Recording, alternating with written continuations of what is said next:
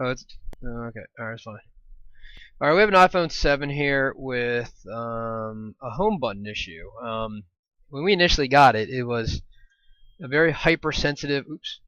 It was a very hypersensitive home button, meaning actually no. So basically, you would tap on it, and it would just the vibration would be just crazy on it. Okay, and here's how you can tell that it's not a tear. Well, you can do a few things to determine whether it's a tear in the flex or if it's the turtle chip. Okay, first thing that we do is we double tap on this on the passcode screen. As you can see, the screen goes down. All right, so that tells us that the fingerprint is actually working, because if the fingerprint weren't working, then it would not go down. All right. Number two is we can take the home button off and diode mode the connector. We have readings here of a good home button, and I'm just going to grab one here, but you can see that if you just diode mode this connector here, all the pins on this connector, and then compare it with a known good one, then you can tell whether there's a tear in the flex or not. Okay. With a bad turtle chip, I don't think you're gonna be able to tell whether the flex is torn or not. Actually, you know what? From just my testing right now, the diode mode checked out fine on the diode mode on the connector checked out fine, which tells me that there is no tear in flex. Okay, so we think that this is a turtle chip problem, so we're going to replace the turtle chip, and then we're going to go from there. Okay. Alright, so we have this cheap little, silly little, not cheap, it's like 50 bucks, but I think it's like 20 bucks now. This G-Lon tool that helps you remove the turtle chip, and basically you stick we stick the Hako FM2027 on it with a BC1 tip, I believe, in the middle socket, and it heats up this little block right here in the middle here, which heats up this the turtle chip, and I'm going to show you what the turtle chip is in 2 seconds. So the turtle chip is this little silver chip that's in the middle of it. It's encased in some epoxy, some sort of epoxy. And the best way to get rid of it, I guess, is just kind of, melt it a little bit. Use this little tool here. It makes things a little bit easier. And just kind of start chipping away at it. And if you look right here, you see like a little chip in the corner here. So we think this is, and what usually happens is when they're trying to replace a screen, they jab their tool in on the left bottom of the screen to open it. And that's what causes this damage. We were kind of always taught that. Lift from the bottom. Okay. We were always taught to, put your spudger in, or not your spudger, but your isesimo on the bottom left side. But with the 7 series and up, it's probably better to go from the right side, and that's what we've been doing. So with this one, you really just want to be careful.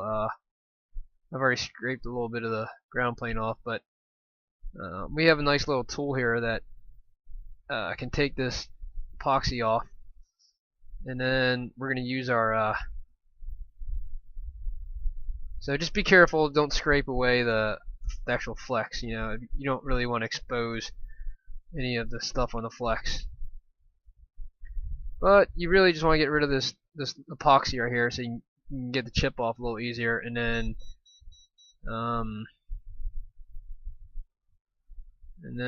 yeah.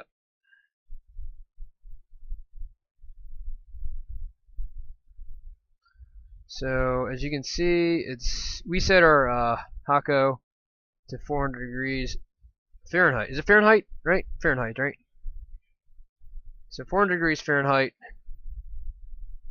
and don't scrape down at the thing. So not a whole lot to it. Note the orientation of the chip. The dot's on the top right corner here, and so this corner right here is chipped, which we think this is where the problem is.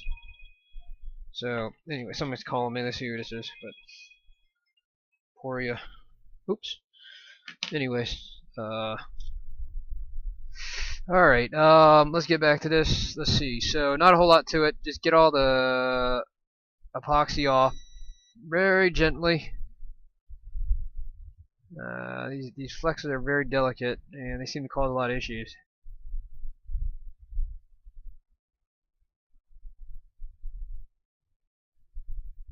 See, I've already scraped a little bit of that stuff away. Alright, that's fine. Okay, so the epoxy is gone now. And then I guess what we can do is just heat the chip and pop it off. I mean, that's probably the easiest thing to do. I like using heat, but I don't think heat's gonna be appropriate here. So I'm gonna use my I think C105 112 tip. It's like a knife tip right here. We're gonna put a little flux on it, and essentially just kind of put the thing on top of it and just kind of lift gently. It's probably gonna take a few minutes actually for it to. Oh, maybe not. Maybe it takes like 2 seconds. Okay, so that was very easy actually. Okay, that's very easy. All right, so that's done. Okay, that was easy. So let's take a look under this chip, see if we can get any clues as to what the hell happened to this thing. I don't really see a whole lot. I mean, this corner's chipped, so something's definitely chipped under there. So I'm just gonna go ahead and remove this, and then let's clean this up a little bit with some IPA. IPA is isopropyl alcohol. I don't know who watches this channel these days. Let's get a little more flux and let's clean this up. Should probably put a little green stuff down there to cover that up. I think it might be okay. Get my tip back. So my standard tip is a C105 105 bent tip. Maybe it's a 103. No, it's a 105 bent tip.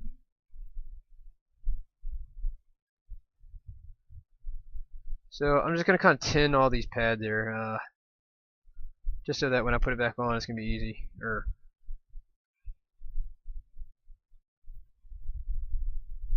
All right, so let's get our new U10 chip out.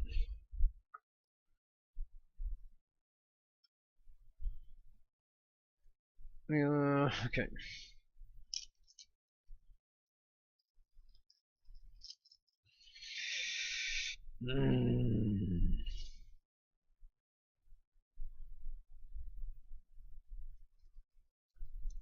Are you gonna turn that up or something? Is that when I put this back on?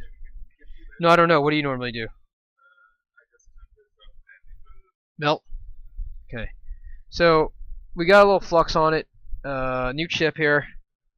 Let's put a little more flux on it because it's already really hot actually. Can't really see it in the microscope in the camera here, but so let's get the orientation right. Top right. All right, and let's just orient this chip correctly. And then I'm gonna have Sanjeev turn the heat up. All right, turn it up, Maestro.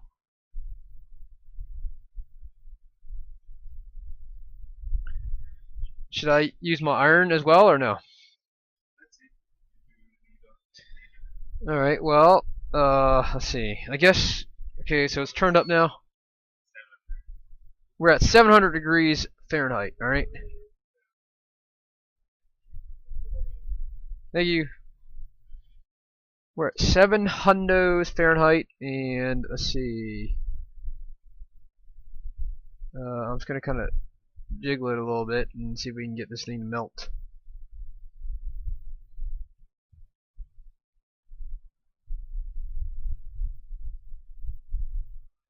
It's not hot enough yet, that's for sure. No, not yet. I mean, it's not melted yet. Does it take a lot of heat, or should I put them iron it? Hot air? Alright, Sanjeev said hot air, so. You don't think it's gonna be. Okay, let me put a little Kapton on it. I always like to use Kapton.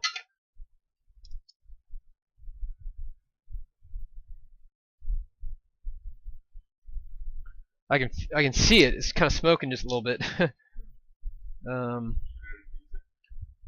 Well, if I'm gonna use hot air, then I think maybe reduce it. I think it'd be okay. Just gonna get rid of this.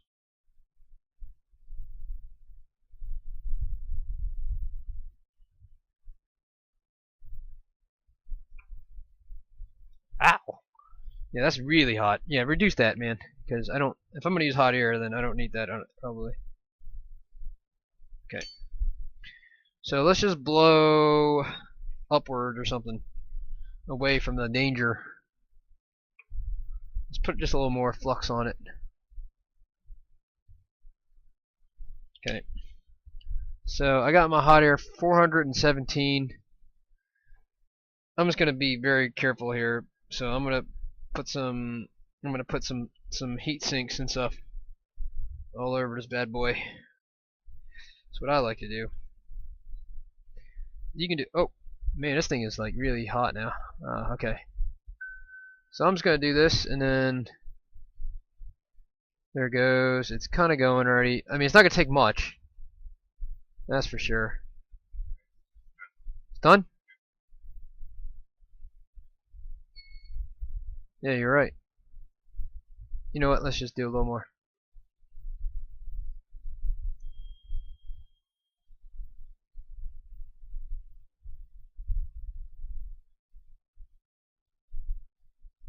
Yeah, it's done. Alright, you can turn that off now. I think we are golden grams. Hopefully everybody's happy. Maybe.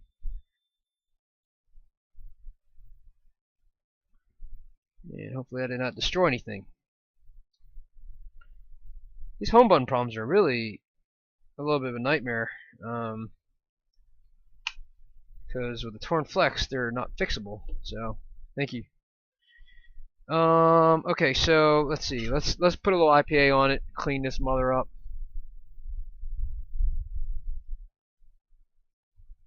I'm gonna take this off because it's so hot, and I don't want to damage anything else. Okay, so let's see. Let's get a little IPA on this mother.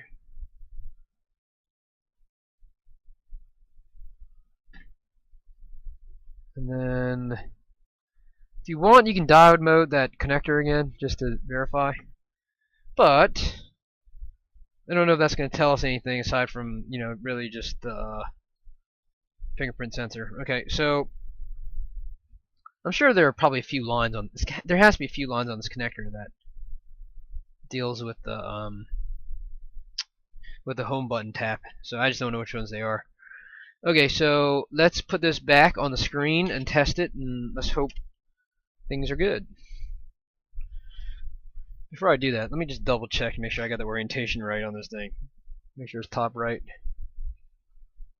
Yeah, I'm pretty sure it's top right.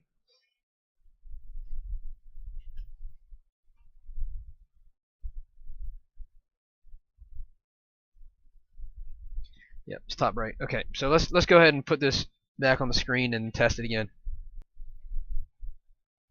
Alright, so we are booting up. Just booting this mother up. Hopefully all is good. Good news that it booted up fine. Fast. Which is always good. And let's... Oh man. Still not going, man.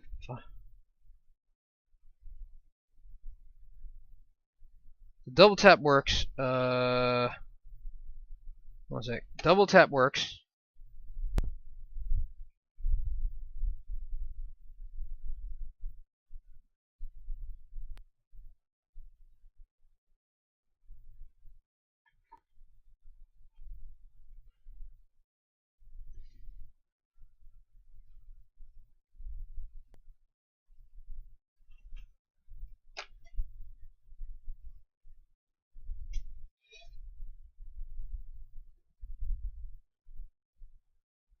Is something going on that is not... It should still vibrate, right? Yeah. So... Why is it not vibrating? Is it because... Huh? Yeah, it's working.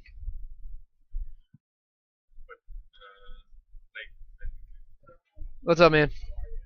Alright, so it wasn't really working, but I kind of opened it up, and looks like something is going on here. I don't know what it is, but maybe just too hot or something, so I'm just going to kind of reflow this a little bit. And I also think maybe like I'm gonna take this cap off right here and then kind of maybe put some of that. Looks like it may be shorted or something. I don't know. It's weird. But I'm gonna take this cap off, and then like that does not look good right there. That looks. I don't think that should be shorted.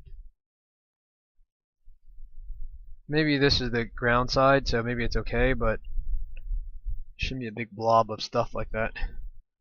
So let me just kind of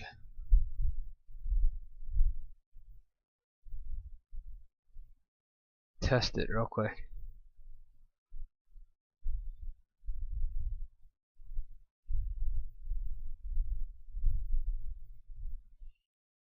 Looks like it's okay actually. And that's not ground. Let me just definitely check with ground and see if maybe. Okay, so this side is ground, so it's not a big deal that it's touching this big blob right here. And it's only a cap, so it's not a big deal. So let me just put this back real quick.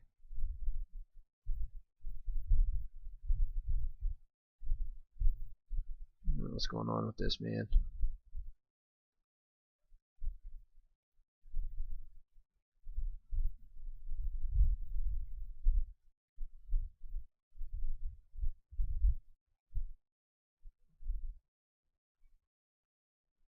Now it's definitely short. And it's not supposed to be short.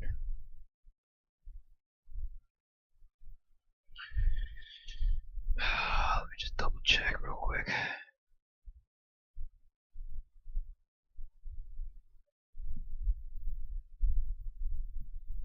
Okay, that's giving me a good reading right there.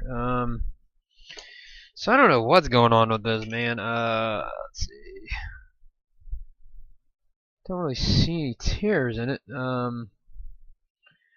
Maybe this, maybe. Let's take this off.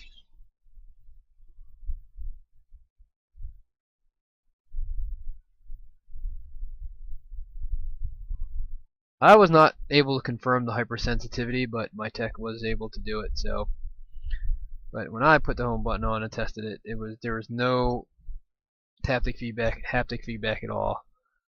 But I am getting vibration when I do the vibration testing, so it's not a charge for issue. Let's see. Do we see anything else wrong with this damn thing? Nothing really. Don't see any other issues with it. Everything looks good. I guess maybe we can do a diode mode of this. Just make sure we're getting everything. Although 76, 76, 76, 72, 49. Everything looks pretty good here.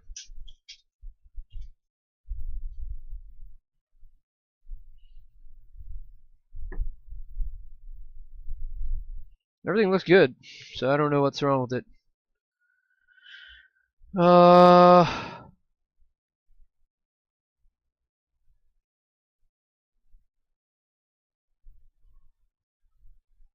Let me try another screen real quick.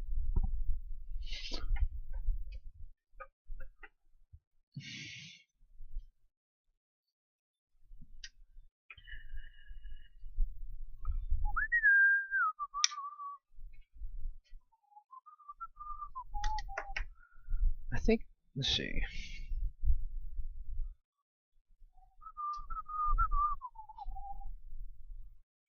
I'm pretty sure, you know what, let's check the chip real quick, make sure it's put on correctly.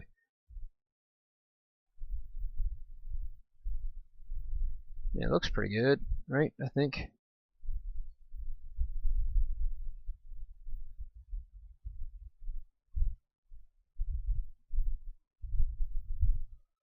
Maybe a little smushed, I guess, on the left side. So I guess it's possible that I messed up the chip placement.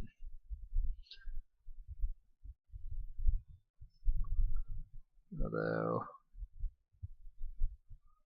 that looks pretty good though. It really does look pretty good. Doesn't look like it's too smushed. maybe a little bit, but it's not bad. Alright, let's try another screen. Hopefully that works. I don't know what's going on with it. I don't even know if this screen, the home button on this screen works or not, so home button flex. Alright, so we tried it on our screen and we are getting haptic feedback now. So let's type in the passcode and let's just kind of show you guys. Well, I don't want to show the person's name, but anyways, yeah, I'm getting haptic feedback now, so all is good. You can see it changes screens and all that stuff, so all is good now. And it's not, well, maybe it is a little bit hypersensitive still. Is it? Hold on a second. I know you guys can't really see this, but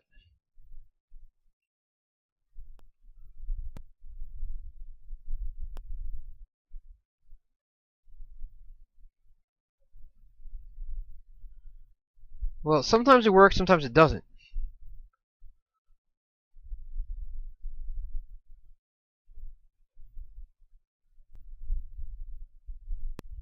Sometimes it works, sometimes it doesn't. Is this? Tell me if this is how it was before. I'm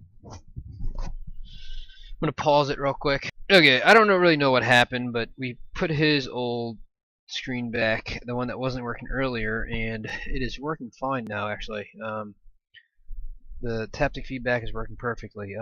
So I think what it was that little piece of foam that covers the connector.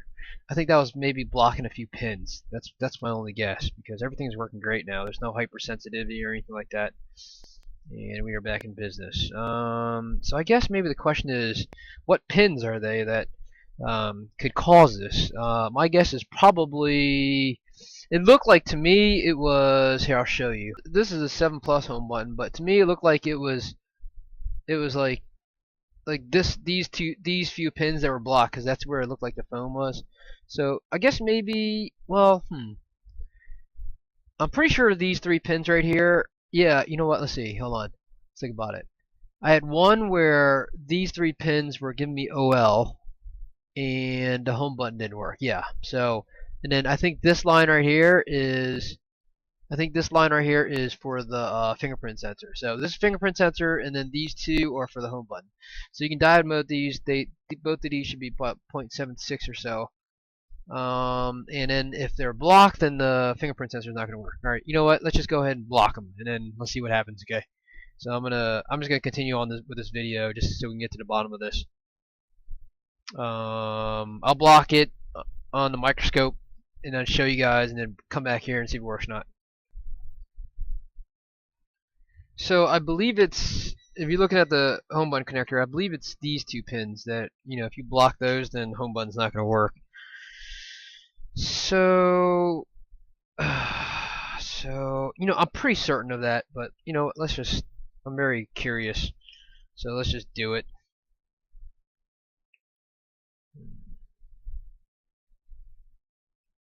I don't know, there might be an easier way to do this, but this is the only way I'm thinking right now, so let's just do this.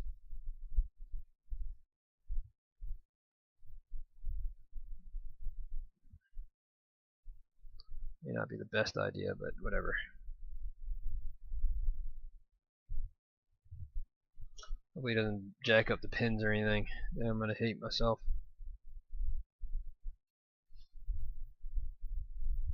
There's probably a better way to do this, huh? Probably. Okay. So we are connected. We're fully seated, fully blocked. Nope, not connected. Okay, now it's fully connected, partially blocked. So let's plug this puppy back in, boot it up, and let's see what happens. Hopefully we don't blow anything up. No, we shouldn't blow anything up. Well, I got the message saying that the Touch ID doesn't work, so I think I might have blocked the 3rd pin too. I think I'm just going to stop from here. I'm sick of this damn phone. But I'm pretty sure that the first 2 pins are for the home button and the haptic feedback, and that 3rd pin is for the Touch ID, because, yep, I've worked on something like this before. and I'm pretty sure that's it. But I wish I can confirm it with you guys. I'll confirm it on my own, and then I'll make another video or something later on. But anyway, so hypersensitive, hypersensitive home button fix, U10 turtle chip replacement. That's gonna be the title of this video. Thanks for watching. I just wanted to say thanks for watching our videos on YouTube.com. If you are interested in learning more about how to repair these things and all the tools you need to repair them, I would recommend going to Microsoldering.com. That's our website, and clicking on Store. And we have a online course out there. It's about 3.5 hours long, and it starts from the basics all the way to data recovery. I wanted to stress that this is really a basic course, and it's not for people that have been doing this for a long time. The course costs $99.99. It's hosted at udemy.com, and just go to the best thing to do is just go to our store and click on this link, because you'll get $50 off versus if you just do it through Google. The second thing I want to talk about is we do have an online forum now. It's free. Just go there and post your questions. So if you have a question about this video, please go to this forum and post here. I'm not going to be answering any more questions on YouTube. Because I think this is going to be centralized. So just go here, and then if you have any questions about tools and equipment, you can look at all the different packages here, and basically everything that I get asked all the time. You can go here and find out what I use and where to get all the parts and supplies and stuff like that. And if you feel like you don't want to do it and you want to send us your phone for repair, then just click on Request a Quote and fill out the form at the bottom of the page.